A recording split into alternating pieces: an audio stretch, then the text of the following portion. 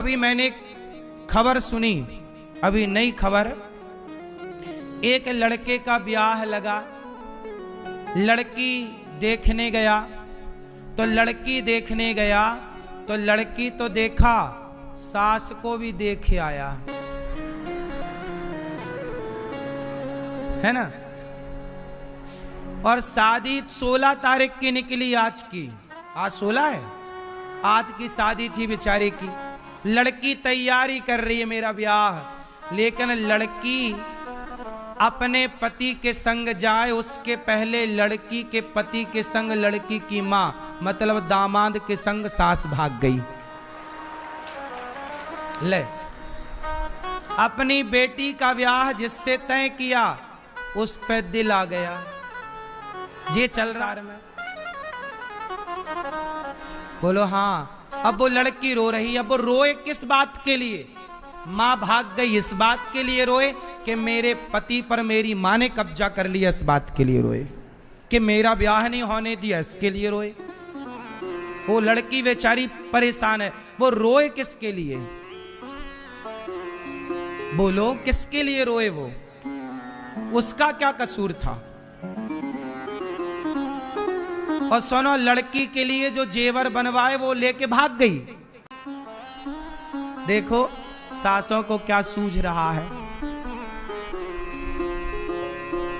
सोचो, बेटी का ब्याह जिससे होना था उस लड़के के संग भाग गई, हद कर दी।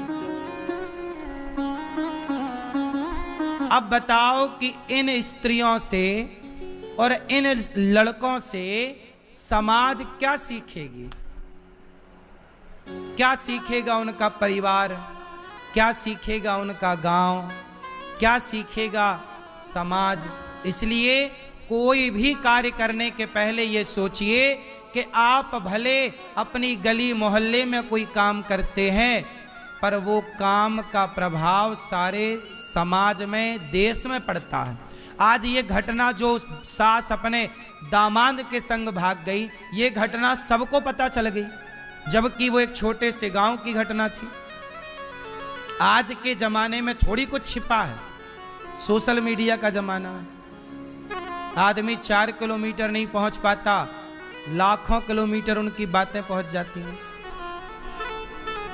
इसलिए बिना विचारे जो करे सो पाछे पछताए, और काम बिगाड़े आपनो, जग में होत हंसाए।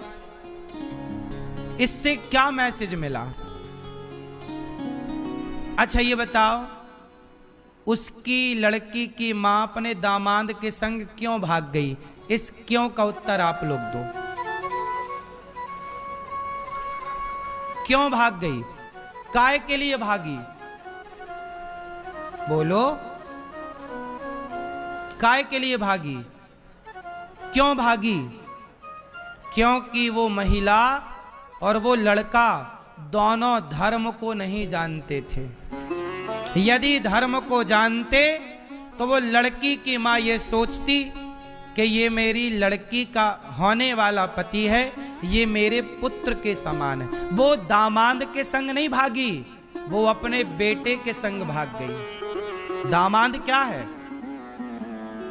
दामाद क्या है?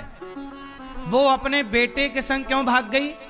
क्योंकि वो धर्म का ज्ञान, धर्म नहीं जानती। इसलिए कहता हूं, अपनी बेटी अपने बेटे को धर्म का पाठ पढ़ाओ। धर्म पढ़ना जरूरी है और यही तो धर्म है। उस लड़के ने काश पाठ पढ़ा होता कि ये तो मेरी मां है। सास तो मां होती है। बोलो, अब इस मां बेटे के रिश्ते में जरा भी दोष आना पाप है कि नहीं? स्पर्श करना तो पाप है साहब, सोचना भी पाप है या नहीं? लेकिन ना तो उस लड़के ने सोचा, ना तो उस लड़की की मां ने सोचा। और काहे भाग गई? अपनी वासनाओं के लिए। क्या था? इस बुढ़ापे में भी उसकी वासनाएं पूरी नहीं हुई, तो भाग गई जवान लड़के के संग। आजकल आदमी इतना वासनाओं में डूबा हुआ है।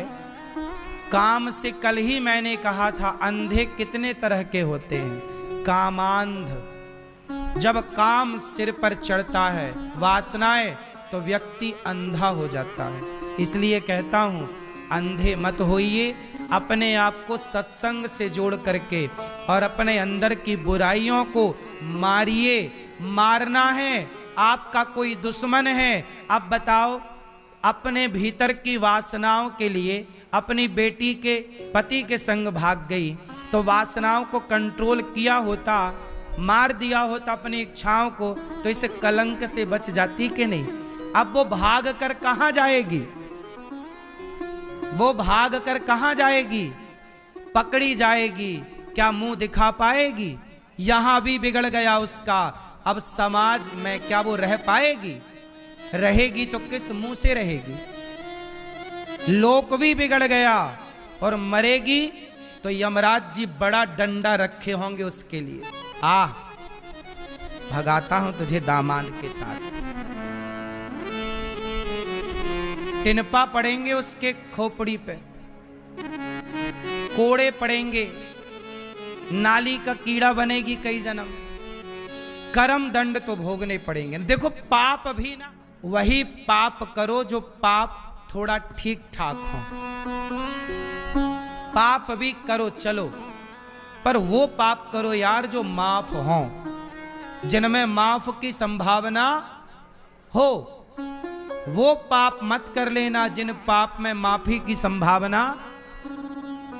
पाप भी कई तरह के होते हैं, सामान्य पाप, महापाप, ये पाप अलग अलग तरह के होते। चींटी मारना, हम रास्ते से जा रहे हैं, चींटी पांव के नीचे मर गई, गाड़ी के नीचे मेंढक मर गया, सांप मर गया, ये पाप है। पर ये पाप भी चलो, ये पाप हमने मारना नहीं चाहा, चींटी मर गई, ये पाप माफ हो जाएंगे कि चलो तुम्हारी इच्छा नहीं थी पर पाप हो गया। हमने जानकर झूठ नहीं बोला पर झूठ भूल गया, चलो ये सब सामान्य पाप हैं, ठीक है। लेकिन ये पाप क्षमा ना होगा कि तुम अपनी जवान बेटी को छोड़कर, बच्चों को छोड़कर इस बुढ़ापे में तुम किसी के संग भाग जाओ। तुमने धोखा अपने बच्चों को दिया, तुमने धोखा अपने पति को दिया, वो पति को भी तो तुमने धोखा दे दिया, तुमने अपने बच्चों को धोखा दे दिया। अब तुम्हें कौन कौन माफ करेगा? इसलिए ये बड़ा पाप है, इसकी कोई माफी भी नहीं है, भोगना ही पड़ेगा। फिर यही लोग संसार में तरह तरह का कष्ट पाते हैं, तो लोग कहते हैं कि देखो कितना कष्ट पा रहा, जरूर ये का किसी जन्म का पाप था जो अक्षम्य पाप था, जैसे क्षमा नहीं किया जा सकता था, उसे भोगना पड़ रहा है। कोई अंधा है, कोई लंगड़ा है, कोई बहरा है, आप